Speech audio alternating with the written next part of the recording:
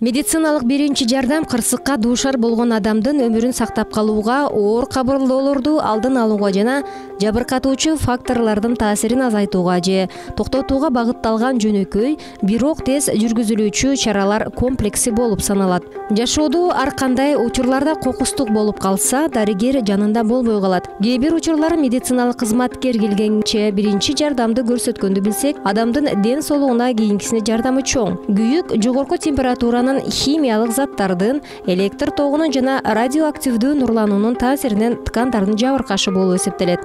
Эгер адам күйсө, жанында жардам бере турчу адам болсо, ал кандай жардам берсе болот? Анын биринчи күйгөн жерин караш керек.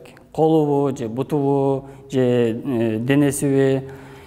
Эгер ал күйгөн болсо, бизде Кыргызда бар, картошка жаап, же бир пасталар менен сүйгөп, андай эч качан болбойт. Ал тескерисинче күйүктү күчөтөт. Анткени алар бир химикаттан турат. Биринчи жардам, эң жакшы жардамы, ал күйүп аткан адамга жөн гана суу куюш керек же сууга салыш керек. Сууну куйганда дагы чачыраткан түрдө куйбаш керек. Анткени анын териси деген эзилип турган убакта болот, травма алып. Анан обош бетер күчөтүп иши мүмкүн. Колдон келсе, ошо күйгөн жерин сууга гана салыш керек. Тез жардам кызматын эртерээк чакырыш керек. Эгер бейтап кийим кийип, анан ошо кийиминин сыртынан кандайдыр бир ысык майбы же сүтпү ушундай чачыраган болсо, биз кийимин чечип албайбыз. Чечип алсак, анын терисин сыйрып, шыпырып, ушундай бир жаман абалга алып келиши мүмкүн. Биз кайчы менен же кандайдыр бир курч предмет менен акырын кесип алып, анан кийимин ачып туруп, анан сууга салуу же ушундай ыкмаларын колдонобуз. Неге ошо бейтапка мустак сууга салабыз же мустак суу куябыз? Себеби ошо күйгөн жер ысык болот аябай. Ошо ысык температураны түшүрүш үчүн биз бир гана мустак сууну колдонобуз. Күйүк 4 даражага бөлүнөт. Биринчи даражадагы тери кызарат, шешемик тартып ооруйт. Экинчи даражадагы күйүктө суюктук толгон ыйлакчалар пайда болот. Ыйлакчаны жарууга жана кандайдыр бир май менен майлап, өз алдынча дарыланууга эч качан болбойт. Инфекция түшүп, андан ары дарылоону кыйындатат. Үчүнчү даражасында тери жансызданып, карттанат. Ал эми 4-үнчү даражасында тери гана эмес, терең жаткан ткандар, тарамыш, сөөктөр жансызданат. Ал тургай көмүргө айланат. Ал эми өрт чыгып, дем алууңуз кыйындап жатса, биринчи кандай жардам кылуу керек? Үйдүн ичи күйөбү же мисалы үйдүн ичи күйгөндө түтүнгө толот. Ошол убакта кандай жардам кылабыз? Биз ал убакта биринчиден бейтаптын күйгөн жерин карайбыз. Күйгөн жерин карап, анан бейтапты алып чыкканга аракет кылабыз. Эгер алып чыга албасак, аяктан деле суу карайбыз. Кандайдыр платочка же бир шешеппи ушундай материал болсо, суулап туруп, оозун мурдуна жаап дем алдырабыз. Ага түтүн кирип, организми түтүндөн уланбаш үчүн. Эгер терезе эшик ачылса, бейтаптын күйгөн жерине кармабай, акырын эшикке алып чыкканга аракет кылабыз.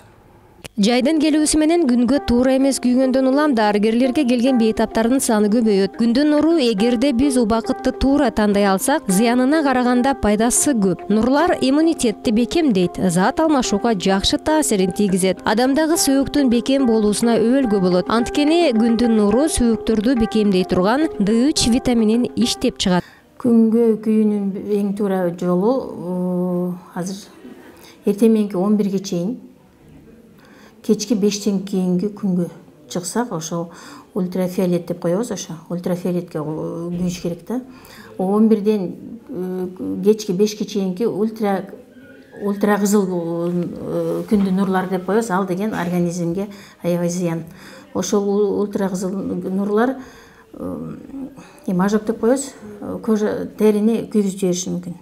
Улууларга ошондой деле мындай терини сактаган жандай кремдерден колдонуп, баш кийим кийип алып жүрсө боло берет. Баш кийим кийип жүрүш керек да, ультра кызыл күнгө чыкканда. Анан 11ге чейинки 5тен кийинкиге ошо мындай чыкса боло берет. Ал нурлар кайра териге түшкөндө, айрыкча балдардын терисинде витамин D пайда болот. Витамин D билесиңер да, витамин D жетишсиз болсо балдардын сөөгү жумшарып кетет. Күн нурунун пайдасы менен биргеликте эле зыяны бар экенин да айта кетели. Мында адамдын чачы кургап түшө баштайт. Териге күндүн нуру түз тийген учурда кээ бир рак ооруларын пайда кылат. Богок оорусу менен жабыркагандарга, ошондой эле аллергиясы бар адамдарга бир топ түйшүктү жаратат. Ал эми кимдерге күндө күйүүгө, күндүн алдында көпкө жүрүүгө болбойт? Күнгө күйүүгө болбогон балдардын, көп балдардын күнгө аллергиясы бар. Биз мындай фотодерматит деп коебуз аны. Ошо фотодерматит менен ооруган балдарга болбойт. Терисинде жанагындай гемангиома, жанагындай кара меңдери бар балдар болсо, ошолорго күнгө болбойт, күнгө күйгөнгө болбойт. Башына шляпа кийиш керек, мойнунун ачык жерлерини, бетини коргогон үчүн. Жеңи узун көйнөк, узун шым кийип жүрүш керек да. Күндүн нурун терисиге тийген минимальный кылыш керек, азайтып. Күнгө ашыкча күйүүнүн алгачкы эле белгилери болуп тери кызарат, ыйлакчалар пайда болот, дененин температурасы көтөрүлөт. Бул учурда тезинен тийиштүү аракеттерди көрбөсө, ден соолукка зыян тиет дешет дарыгерлер. Аябай ожок болгондо тери кызарышы мүмкүн. Териде мындай ыйлакчалар пайда болушу мүмкүн, пузырьки деп коебуз. Анан кишинин денесинин температурасы көтөрүлөт. Азыр бизде билесиңер, адамдар деген аябай жакшы, мындай, как говорится, грамотный, билишет негизичи. Но ошентсе деле биз особенно айрыкча тиги мамалар менен келгенде ушундай консультация беришибиз керек. Көпчүлүгү эле азыр ысыкөлгө эс алууга кетип атышпайбы? Ошондо айтышыбыз керек. Балдарды кантип алып чыгыш керек, күндө кантип загар алыш керек, эмне кылса болот, болбойт деп айтып, анан эси бала баары бир ожог алган болсо, ошентип күнгө күйгөн болсо, кандай биринчи жардам көрсөтүш керек? Ошону айтышыбыз керек да. Биринчи жардам деген эми ошо кызарып балдырөктөр пайда болуп калганда сүрткөн эмелер болот, өзүнчө кремдерчи.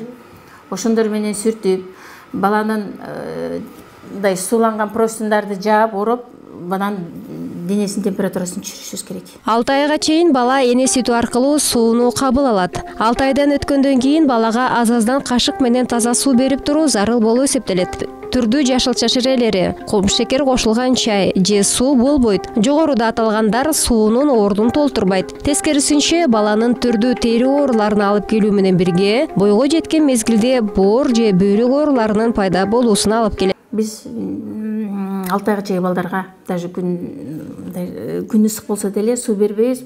Анткени эненин сүтүнүн биринчи порциясы 98% суу. Ошон үчүн энелерге айтабыз, эмчекти бат-бат эмизе бергиле.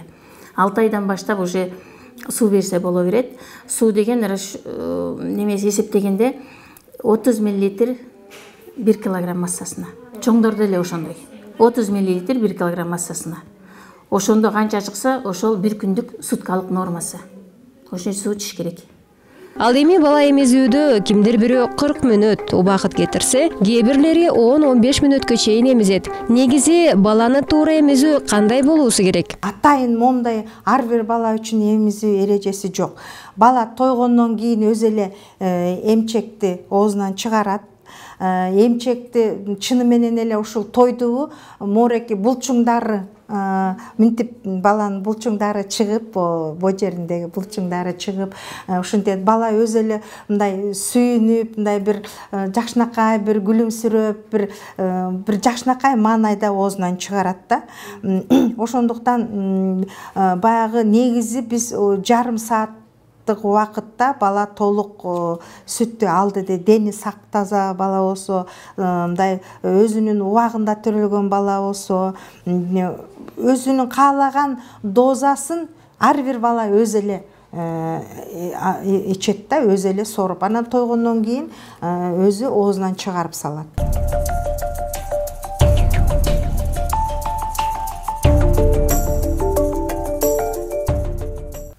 Жүрөк кан тамыр системасынын булчуңдуу көңдөй органы. Булчуңдуу керегесинин жыйрылышы кандын үзгүлтүксүз жылышын камсыз кылып турат.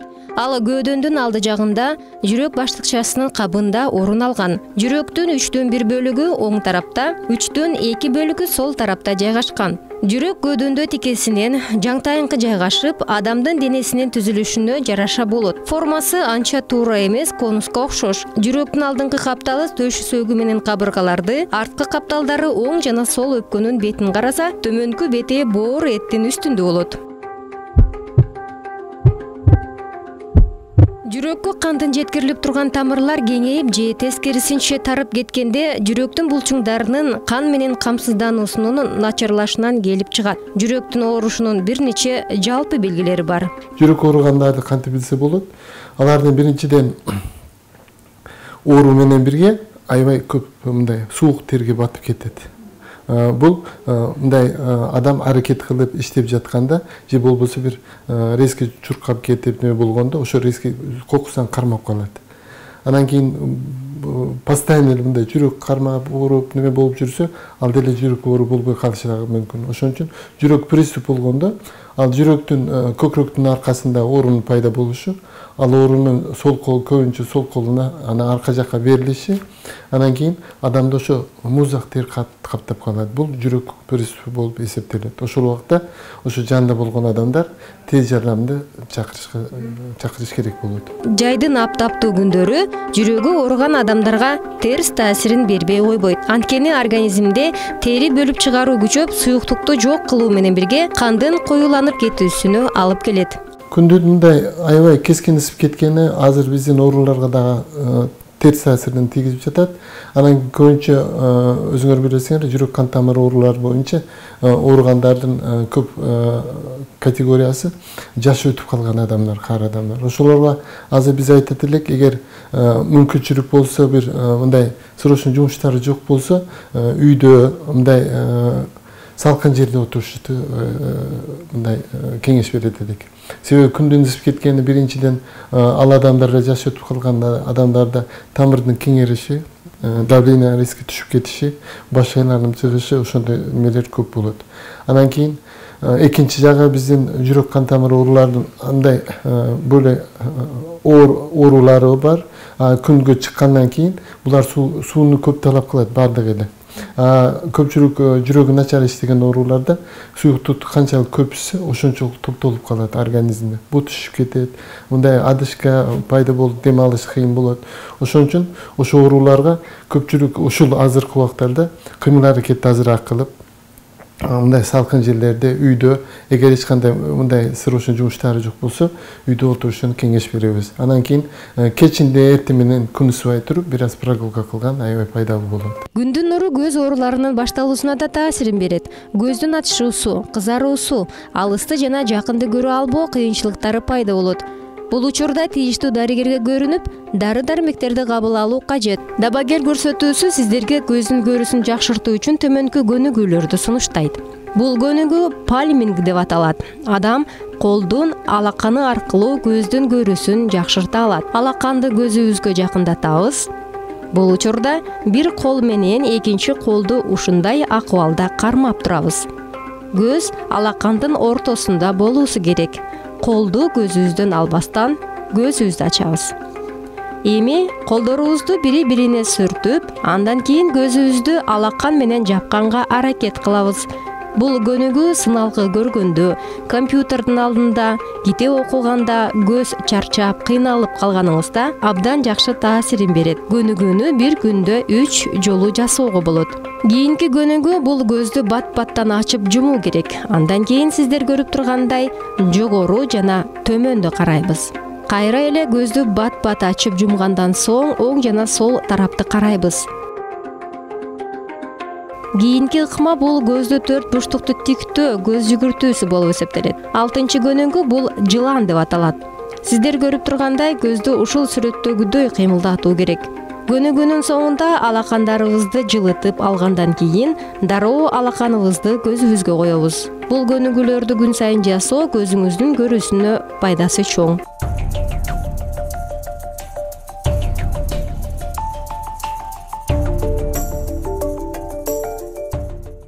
Көз ооруган учурда дарыканадан дары алып, өз алдынча тамчылатууга болобу?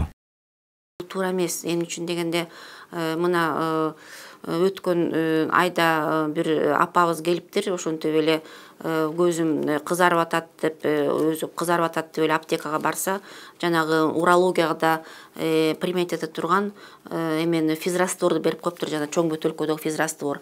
Анын ичинде концентрациясы да башка, анын ичинде көзгө ылайыксыз дагы мындай эмеси, жанагы стерильности жок да. Анан эки көзү ушундай кыпкызыл болуп шишип, анан тим эле моомдой болуп келиптир. Анан мен эмне болуп калдым деп. Анан бул деген самолечениянын. Кээ бирлер мурда деген бир какой-то 10 жыл мурда аябай бир эме болуп кеткен, мода болуп, кичинекей балдардын, извините, зарасын тиги көзүнө тамызып дегенде уринотерапия деп койгонбуз да. Ошонун эсебинен канча көздөр ооруп, кийин тиги пересадка роговицага мажбур болду да. То есть самолечению ни в коем случае биз деген такыр каршыбыз. Азыр деген окулист ар бир поликлиникада.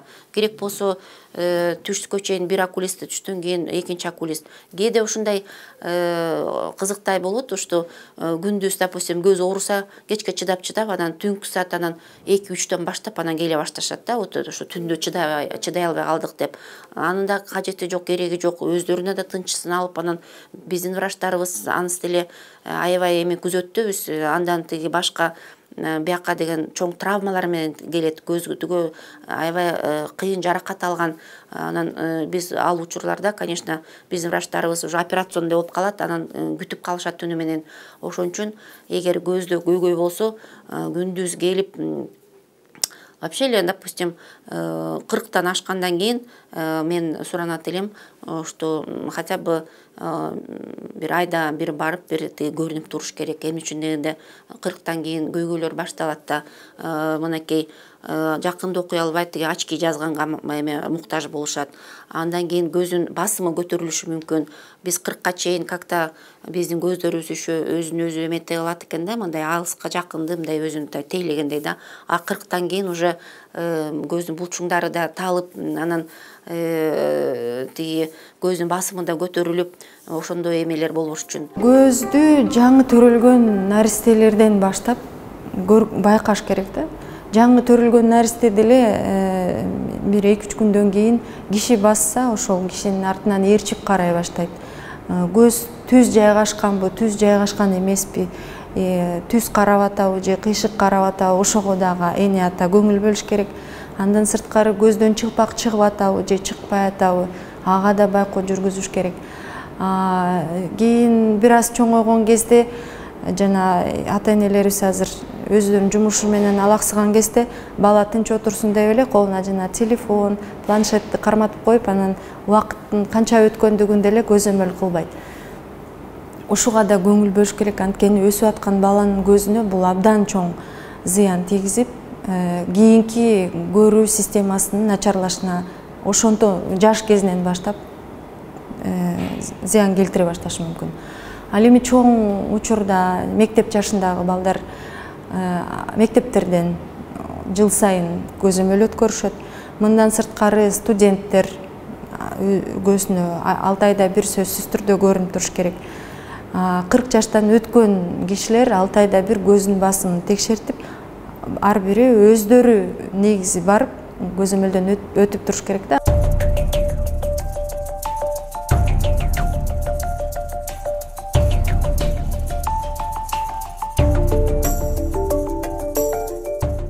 Оорунун алдын алуу медицинанын башкы багыты.